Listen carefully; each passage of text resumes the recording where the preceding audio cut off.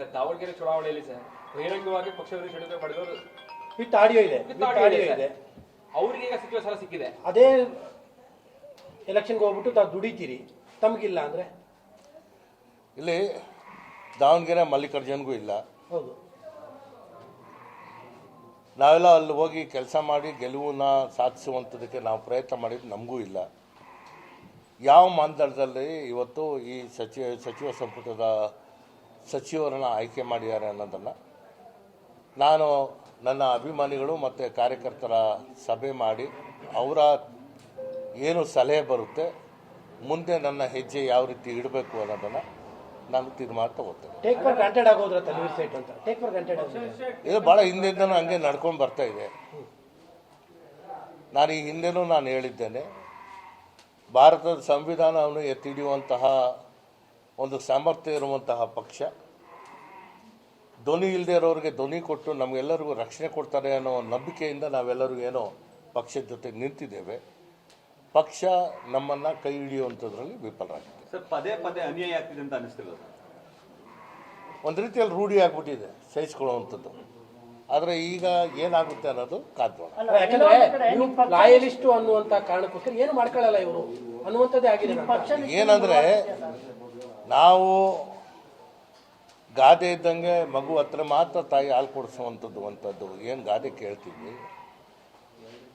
ಪೋಷಕರು ತನ್ನ ಮಕ್ಕಳಿಗೆ ಹಸುವಿಂದ ನೆರಳಕ್ಕೆ ಬಿಡಲ್ಲ, ಕೈ ಹಿಡಿತಾರೆ ಅನ್ನೋ ಒಂದು ನಂಬಿಕೆ, ದಟ್ಟವಾದ ನಂಬಿಕೆಯನ್ನು ನಮಗಿದೆ.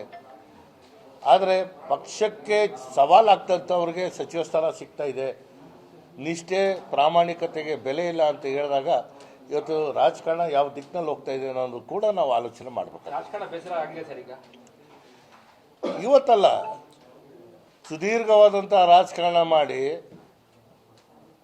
ರಾಜ್ಯದಲ್ಲಿ ಅತ್ಯಂತ ಹೆಚ್ಚಿನ ಅವಧಿಯ ಮುಖ್ಯಮಂತ್ರಿ ಆಗಿರುವಂತಹ ಕೀರ್ತಿಗೆ ಸನ್ಮಾನ್ಯ ಸಿದ್ದರಾಮಯ್ಯ ಅವರೇ ಇವತ್ತಿನ ರಾಜಕಾರಣ ಸಂಪೂರ್ಣವಾಗಿ ಇದು ನಮ್ಮ ಕೆಟ್ಟೋಗಿದೆ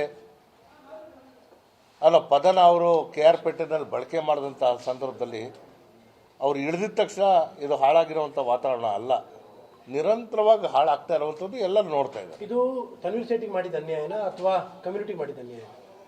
ನಾನು ನೋಡಿ, ರಾಜಕಾರಣದಲ್ಲಿ ಯಾವತ್ತೂ ಜನಾಂಗಕ್ಕೆ ಮಧ್ಯಕ್ಕಿರಲ್ಲ. ನಾನು ಜನಪ್ರತಿನಿಧಿ, ನನ್ನ ಕೈ ಹಿಡಿದಂತಹ ಎಲ್ಲ ಜಾತಿ ಜನಾಂಗದ ಜನ ಇದ್ದಾರೆ. ಮೈಸೂರು ಈ ನಗರಕ್ಕೆ, ಈ ಜಿಲ್ಲೆಗೆ ಸೇವೆ ಮಾಡುವಂತಹ ಅವಕಾಶ ಸಿಕ್ಕುತ್ತೆ ಅನ್ನೋ ಒಂದು ದಟ್ಟವಾದ ನಂಬಿಕೆ ಇತ್ತು.